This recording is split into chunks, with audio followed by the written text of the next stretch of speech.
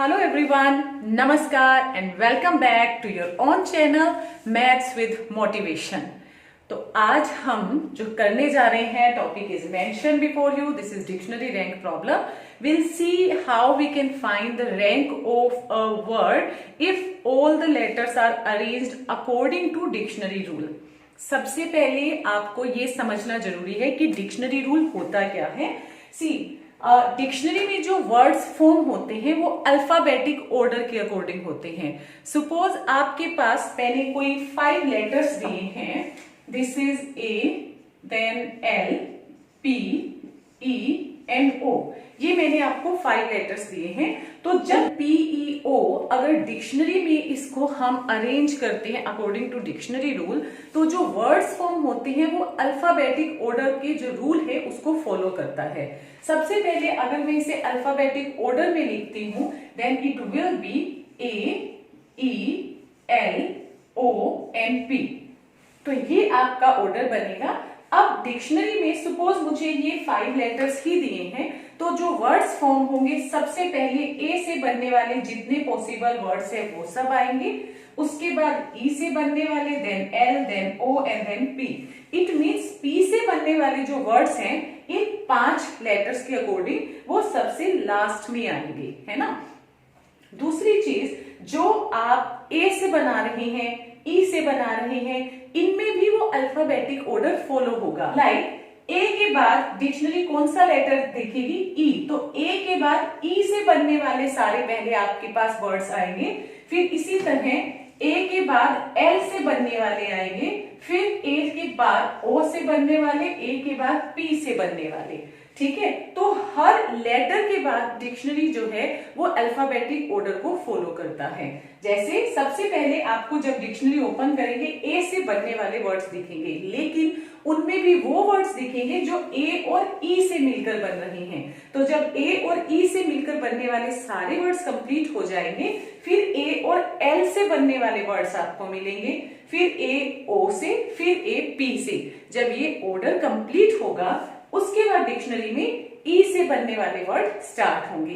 Again क्या rule follow होगा? ई से बनने वाले वर्ड में ई ए, क्योंकि डिक्शनरी में ई से बनने वाले वर्ड लेने हैं तो सबसे पहले ई तो फिक्स हो गया। अल्फाबेटिक ऑर्डर में अब ए का पहला रैंक आ रहा है, तो ई से बनने वाले जो वर्ड्स हैं उनमें सबसे पहले ई ए से बनने वाले वर्ड्स आपको मिलेंगे, फिर ई एल से, ई ओ से, ई पी से, और उसके बाद डिक्शनरी में आएगा एल से बनने वाले words. And same alphabetic order को फॉलो करते हुए डिक्शनरी में जितने भी वर्ड्स पॉसिबल हैं इन 5 लेटर से वो सब आपको मिलेंगे। Got it? तो अब हम एक न्यूमेरिकल ट्राई करते हैं। हम रैंक फाइंड करेंगे किसी पर्टिकुलर वर्ड का अकॉर्डिंग टू डिक्शनरी रूल। क्या रैंक है, यानी कि किस नंबर पर वो वर्ड हमें मिल सकता है। Okay, alright. तो आपके सामने एक वर्ड है जेनिथ। तो जेनिथ जो है डिक्शनरी में इसका रैंक हमें फाइंड करना है कि अकॉर्डिंग टू डिक्शनरी रूल अगर इन लेटर्स से जो वर्ड जेनिथ हम फॉर्म करते हैं डिक्शनरी में वो कौन से नंबर पर आपको मिलेगा। इट मींस डिक्शनरी में उस पर्टिकुलर वर्ड का क्या रैंक है मुझे ये बताना है। तो अभी जैसे आपको मैंने प्रोसीजर समझाया है हमें उसे ही फॉलो करना है। डिक्शनरी अल्फाबेटिक ऑर्डर को मेंटेन करती है तो उसके अकॉर्डिंग हमें मूव करना है। ऑलराइट, तो सबसे पहले देखते हैं अल्फाबेटिक ऑर्डर क्या है। आप जब अल्फाबेटिक ऑर्डर से अरेंज करेंगे कौन सा लेटर सबसे पहले आएगा, that will be E. Okay, then H, then I, then N, T and Z. ये अल्फाबेटिक ऑर्डर है। अभी जो आपको रूल समझाया है उसके अकॉर्डिंग मुझे जाना है, वर्ड्स फॉर्म करने हैं। मेरा टारगेट है जेड तक पहुंचना। इसका मतलब डिक्शनरी जो है जेड से बनाने वाले वर्ड्स तो सबसे एंड में उठाएगा, है ना, क्योंकि इसका ऑर्डर जो है सबसे लास्ट में आया है। तो इट मींस पहले इन लेटर से बनने वाले जितने भी वर्ड्स हैं हमें वो तो डायरेक्ट फॉर्म कर देने हैं, और जेड से बनने वाले जो वर्ड्स हैं वो हमें सारे नहीं चाहिए, उसमें सिर्फ जेनिथ तक पहुंचना है। तो वो हम देखेंगे स्टेप बाय स्टेप कैसे मूव करते हैं। सबसे पहले आप कहेंगे कि अकॉर्डिंग टू डिक्शनरी रूल ई से स्टार्ट होने वाले वर्ड हमको मिलेंगे, तो ई को हमने फिक्स कर लिया, ये हो गया फिक्स। अब ई से बनने वाले कितने वर्ड्स हैं by using all the remaining letters, तो 1 2 3 4 5, 1 2 3 4 5, 5 प्लेसेस हैं। इन 5 प्लेसेस में डिक्शनरी रूल फॉलो होगा। ई के बाद एच वाले, इसमें एच यहाँ पर फिक्स हो जाएगा। एच वाले सारे वर्ड्स फॉर्म होंगे तो आई फिक्स होगा, फिर एन होगा, फिर टी, फिर जेड। बट हमें ये नहीं देखना कि कौन सा वर्ड कहाँ आ रहा है। ई से तो मेरा कोई मतलब नहीं है, मुझे जेड पर पहुंचना है। तो जब जिस पर्टिकुलर लेटर की रिक्वायरमेंट है हमें, वहां पर हमारा मेन काम शुरू होगा। उससे पहले it's very easy. E fix हो गया, बाकी कितने लेटर्स बचे? 5। उन 5 लेटर्स की अरेंजमेंट से हमें सारे वर्ड्स मिल जाएंगे।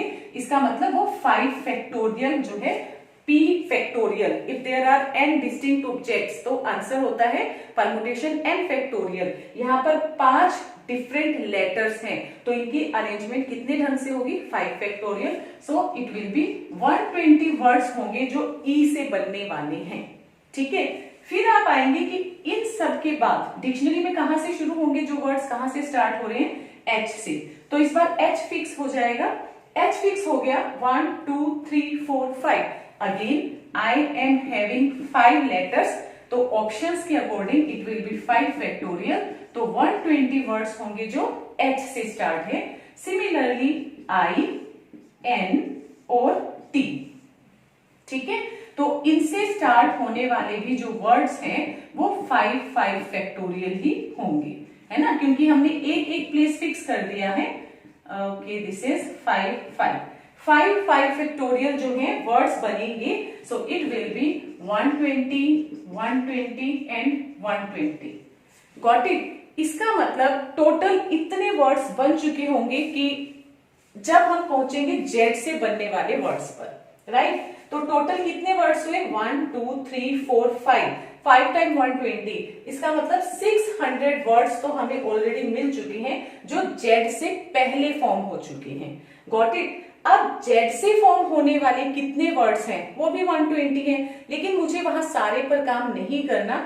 मेरा टारगेट है जेड से बनने वाले वर्ड्स में मुझे इस वर्ड पर पहुंचना है, तो मुझे बाकी सारे वर्ड्स को काउंट नहीं करना। इसीलिए जेड पर जब मैं काम करूंगी, सपोज मैंने ये लिखा जेड, तो मुझे वो 5 फैक्टोरियल टोटल वर्ड्स नहीं बताने, क्योंकि मेरा टारगेट जेड से बनने वाला ये वर्ड, इसका रैंक फाइंड करना है। तो सबसे पहला रूल डिक्शनरी में, जिस पर्टिकुलर लेटर पर आपको पहुंचना है उससे पहले जितने भी लेटर्स आ रहे हैं उन सबको फिक्स करके बाकी का फैक्टोरियल लिख देना है। ये फर्स्ट रूल है। मेरा टारगेट था जेड पर पहुंचना, तो इसका मतलब टी तक मुझे सेम प्रोसीजर अप्लाई करना था। ठीक है, नाउ लेट्स सी कि आगे जेड पर हमें कैसे काम करना है। ऑलराइट, अब हम देखते हैं जेड पर हमें कैसे काम करना है। दिस टाइम जेड फिक्स हो चुका है। ठीक है, तो इस बार क्योंकि मेरा टारगेट जेड से स्टार्ट होने वाले वर्ड थे, जेड फिक्स कर दिया। 1 2 3 4 5। मैं यहाँ 5 फैक्टोरियल नहीं लिखूंगी क्योंकि मुझे जेड से बनने वाले सारे वर्ड्स नहीं देने, रेदर जेड से इस वर्ड पर पहुंचने का मुझे रैंक बताना है। तो 600 वर्ड्स तो ऑलरेडी बिल्ड हो चुके हैं। नाउ अब आप कहेंगे कि डिक्शनरी ने जेड ले लिया, ठीक है, जेड के बाद अकॉर्डिंग टू डिक्शनरी रूल सबसे पहले हमारा जो ऑर्डर था, पहले हम एक बार उसको दोबारा लिख लेते हैं। सबसे पहले E, then H, I, N, T and Z. यही था, E H I N T Z. तो जेड तो यहां से गया, राइट, मुझे मिल गया है, वो तो फिक्स हो गया। उसके लिए वही एक ऑप्शन थी, तो हमने वो प्लेस फिल कर दिया। अभी आपको जो प्रोसीजर बताया, डिक्शनरी जेड के बाद कौन सा लेटर लेगी, कौन से वर्ड आएंगे? डिक्शनरी जेड के बाद ई लेगी, है ना। तो मैंने कहा कि ई से बनने वाले। अब इट मींस मुझे ई ही तो चाहिए था यहाँ पर। अब जो मुझे चाहिए था अगर वही मिल जाता है, सपोज यहां पर एन चाहिए था मुझे और ई पहले आ रहा होता तो हम उसको कट नहीं करते। मुझे जो वर्ड बनाना है उसमें देखना है कि क्या मेरा नेक्स्ट लेटर और मेरी नेक्स्ट ऑप्शन मैच कर रही है, तो वो भी फिक्स हो जाता है।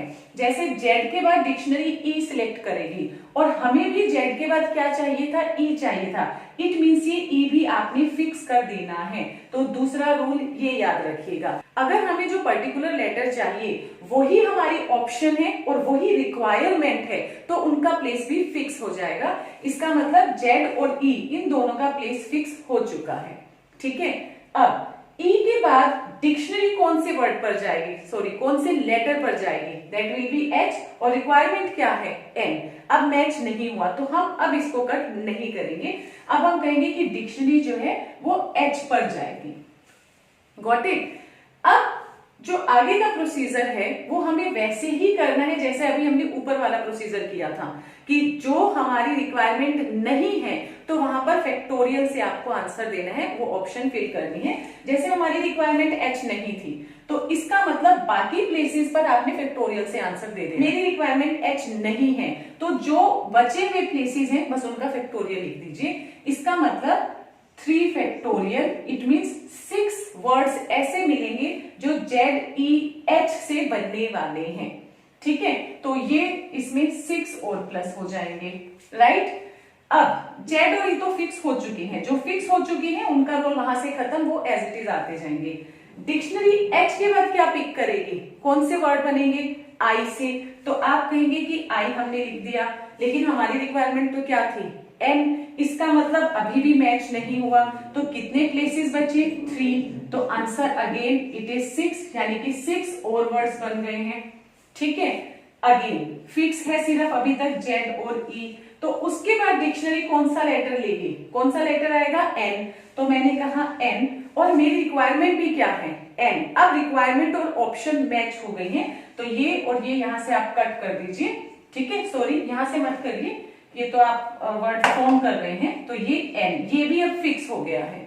ठीक है, आपने क्या कहा N की मुझे ऑप्शन मिल रही है, N मेरी रिक्वायरमेंट है, तो वो फिक्स हो गया। ये ध्यान रखिए, option and requirement if they are getting match तो उनको आप फिक्स कर दीजिए, और अगर मैच नहीं कर रही है तो रिमेनिंग लेटर्स की जो ऑप्शन है उसका वेक्टोरियल कर दीजिए। अब ये फिक्स हो गए हैं, तो 1 2 3 1 2 3, क्योंकि 6 लेटर्स है ना यहाँ पर। अब मुझे इनका रोल खत्म, N तक का रोल खत्म। अब वापिस से उस प्रोसीजर पर जाते हैं। ZEN यहां से ऑप्शन जा चुकी है, क्या क्या ऑप्शन बची है H, I और T। डिक्शनरी सबसे पहले क्या लेगी H, तो डिक्शनरी ने सबसे पहले ले लिया H, लेकिन मेरी रिक्वायरमेंट क्या H है नहीं।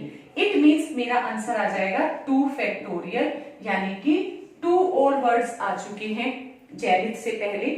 ठीक है, तो उसके बाद ZEN ये तीनों फिक्स हो चुकी हैं। H के बाद डिक्शनरी के पास क्या है लेटर I, तो मैंने कहा अब डिक्शनरी ने I लेना है, और मेरी रिक्वायरमेंट भी क्या है I, तो अब ये I भी यहां से कैंसल। ठीक है, तो मेरे पास 2 ऑप्शन बची हैं। जब आपके पास लास्ट 2 ऑप्शन बच रही हैं तो उनसे तो आप 2 वर्ड और फॉर्म कर सकते हैं। ये याद रखिए, जब भी 2 ऑप्शन बन रही हैं बस वहां पर 2 वर्ड फॉर्म होंगे। पहली ऑप्शन क्या आएगी I, H और T बचा, तो पहले क्या आएगा H फिर T, और दूसरे ऑप्शन में क्या आएगा पहले T फिर H। तो आपने कहा ZEN और I फिक्स हो चुके थे, और H और T और H 2 ऑप्शंस थी। मेरी ऑप्शंस क्या है जो मुझे चाहिए, TH चाहिए या HT, TH चाहिए। इसका मतलब ये भी एक वर्ड ऑलरेडी फॉर्म हो चुका है, तो ये जेनिथ जो है इसमें एक रैंक और ऐड कर दो, क्योंकि जेनिथ तक पहुंचने में हमें एक वर्ड और मिल गया है। अब आप देख लीजिए टोटल कितने वर्ड्स हैं, 600, 6 + 6 12, 14, 15, 16, तो 616। डिक्शनरी में अगर इन 5 लेटर से मैं वर्ड फॉर्म कर रही हूं, उसमें जेनिथ का जो रैंक है वो 616th रैंक होगा।